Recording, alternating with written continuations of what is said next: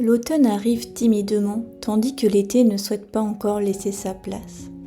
J'aime cette entre-deux saisons, où l'air est doux et où la lumière se teinte du même orangé que les feuilles. C'est la saison parfaite pour replonger dans ses lectures et flâner, flâner, flâner, au soleil, dans le jardin ou le soir sous un plaid. Et pour cela, je vais vous partager 9 lectures qui m'ont aidé à ralentir. Il y a bien sûr bien plus de livres qui m'ont mené sur le chemin de la slow life. Je vous ai fait une petite sélection.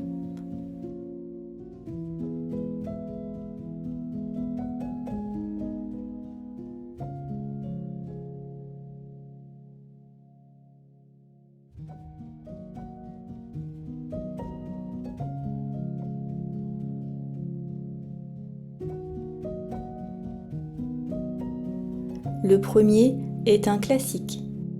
Walden ou La vie dans les bois de Henri David Thoreau a été une révélation pour moi. Simplifier, simplifier, telle est l'invitation de Thoreau comme il est écrit au dos de ce livre, mais aussi, ne devant rien à personne, travaillant juste assez pour pouvoir se nourrir, se vêtir et se chauffer, et surtout jouissant à profusion des dons du monde, les bruits et les couleurs, les dessins des paysages, les rencontres animales, les brises du matin ou les caresses du soleil, ce seront ses uniques richesses pendant près de 1000 jours. Henri David Thoreau part vivre en autonomie sur un terrain et nous emmène dans des descriptions incroyables de paysages.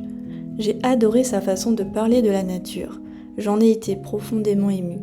C'est un livre relaxant, mais qui pousse aussi à la réflexion et nous fait revenir à l'essentiel. Le chemin des estives de Charles Wright, je vous en ai déjà lu un extrait dans la vidéo Est-ce que je m'écoute trop ? 2 jeunes inspirants jésuites parcourent la France à pied sans un sou en poche et ils doivent mettre fierté de côté pour demander de la nourriture et un toit sur leur chemin. C'est une belle description de la France, des paysages, du contraste entre les villes et la nature, les citadins et les ruraux. C'est assez philosophique et ce livre aussi donne envie de se questionner sur l'essentiel dans notre vie. Ces 3 livres, L'extase du thé, Tao et Ryokan, viennent de la même maison d'édition. Ce sont des poèmes asiatiques des temps anciens. Il y a toute une gamme et j'aime vraiment toute la série. C'est apaisant, en lien avec la nature, la contemplation, c'est simple à lire. L'extase du thé réunit des poèmes autour du thé, Tao des poèmes sur le thème du Tao, et Ryokan des poèmes que ce poète et moine japonais Ryokan a écrits. C'est l'un de mes poètes favoris. Ce que j'aime dans ces ouvrages, c'est la tranquillité qu'il en ressort. Cela parle de la vie d'ermites perdus dans la montagne. On pourrait dire en pleine errance et pourtant si près de leur propre vérité. Par la force des arbres de Dominique Mermoux qui a fait ces illustrations magnifiques et Édouard Cortés dont l'histoire et son récit personnel est une BD ou un roman graphique, je ne sais pas quel terme choisir, qui m'a comme sauvé la vie parce que je vivais exactement la même chose que l'auteur intérieurement. Il fait une dépression et choisit d'aller vivre dans une cabane pendant plusieurs mois seul au milieu de la forêt. On y découvre son lien avec la nature, la tranquillité encore une fois, mais aussi ses réflexions intérieures qui évoluent de jour en jour. C'est intéressant de voir ce cheminement et comment en se reconnectant au vivant on peut sortir la tête de l'eau. C'est un livre qui fait du bien au moral et qui donne de l'espoir.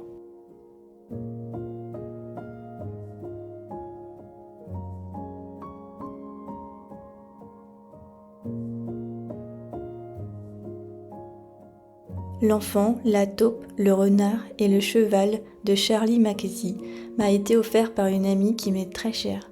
C'est mon livre préféré de tous les temps. Les écritures sur la couverture sont dorées, les illustrations sont magnifiques. C'est d'une simplicité sans nom et d'une grande poésie. Ce livre a touché mon cœur comme aucun autre livre l'a fait. C'est d'une sagesse qui ne cesse de m'épater à chaque fois que j'en ouvre les pages.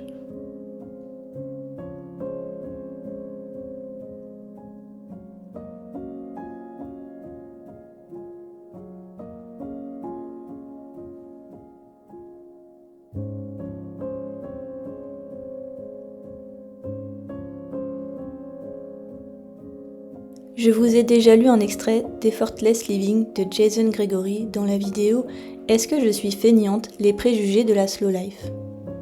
C'est un livre qui, il me semble, n'existe qu'en anglais, mais explique les principes du taoïsme. La première partie est surtout sur ce qu'est ou n'est pas le Tao.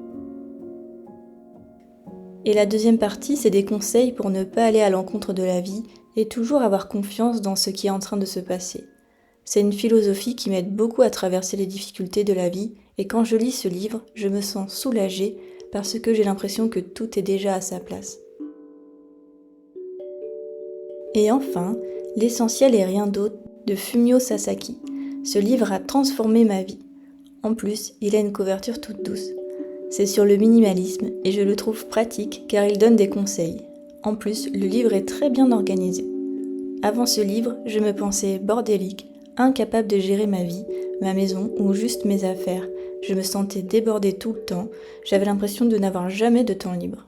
Quand j'ai lu ce livre il y a quelques années, j'ai entamé mon voyage sur le sentier du minimalisme et ça a révolutionné ma vie sur bien des points. Mais ça, c'est le sujet d'une autre vidéo. J'espère que cette vidéo vous a plu, même si elle est un peu différente du format habituel. Je vous remercie pour votre soutien et n'hésitez pas à vous abonner à ma chaîne si ce n'est pas déjà fait. Et à bientôt les escargots!